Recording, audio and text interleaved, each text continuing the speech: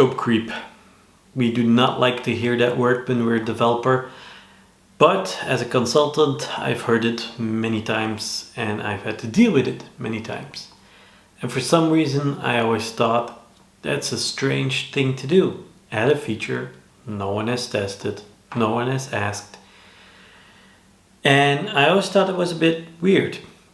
And I know most of us developers know about scope creep as well when we try to improve our code. We tend to include some stuff, touch a bit more of the code than we are supposed to, so we're always trying to keep that scope as small as possible.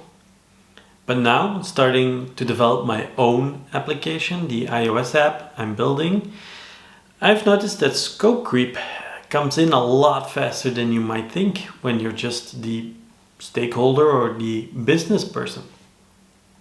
So I've given myself this past week, the last week, to develop features. And part of me wanted to build something that is at least lovable, the minimum lovable product instead of the minimum viable product. But what I soon noticed is that I was adding features that I don't really know if they would help other people.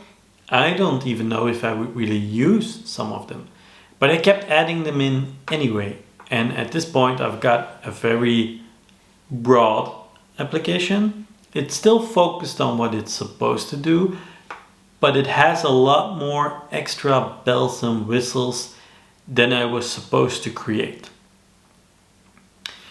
So this is something I think I'm also learning, because this is my first application that I'm writing myself, like fully from front to back, and then hopefully releasing it on the App Store and letting other people use it. And I tend to start thinking like, oh, but it would be useful or it might be handy to have this or that feature, and I start implementing it. But again, there's no real market that I tested. There's no real user feedback at the moment. And I think that's something to take along for the next applications I will be building, or the next features even, if we move further with this app in the future, is that I need to try and scope really well and not go beyond that scope, especially when I'm starting a new project, new application. Just say like, okay, this is the focus of the application and these are the minimum features I need to make it lovable. Well, first viable and then a bit lovable because it needs some love. But I should not go beyond that and just release it and then keep towards my rules that I set in the very first video, I think, is that if people use it and people love it, feedback will come to me automatically, and hopefully based on the previous video that I made, the previous log, that would be like more feedback from users that I hopefully attract by building more stuff and releasing more content, and only then start implementing that feedback. And if there's none, well then maybe it's time to sunset the application and take it out of the iOS store or offline, depending on what it is and where it's posted. So yeah, it's been a real challenge, and it's very different when you're not just the developer, but as an indie developer, you're also like the business owner, the product owner, you know. It's you who decides like, I'm gonna take this up or not, if that's a priority or not. But it's so much harder without that feedback and without any other team members to hold you back and say, Kenneth, wait, is that really necessary for this first version? So I think that is the biggest lesson out of this. If you ever start building your own application, whether it's web, iOS, Android, whatever, or even your games, as I'm probably going to dabble into game development next after this application, is that start small. Define what you want, what is the goal of the product, what are the minimum viable features, and what is the minimum lovable features. But then do not go further beyond that. Scope to it, release it, try to get a test audience, and try to go to gather as much feedback as you can, I guess.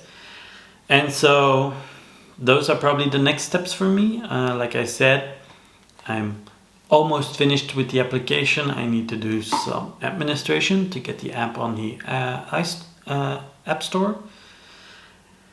And then I'll probably need to do both marketing, which is something I'm completely out of my depth with. So that's going to be quite the challenge.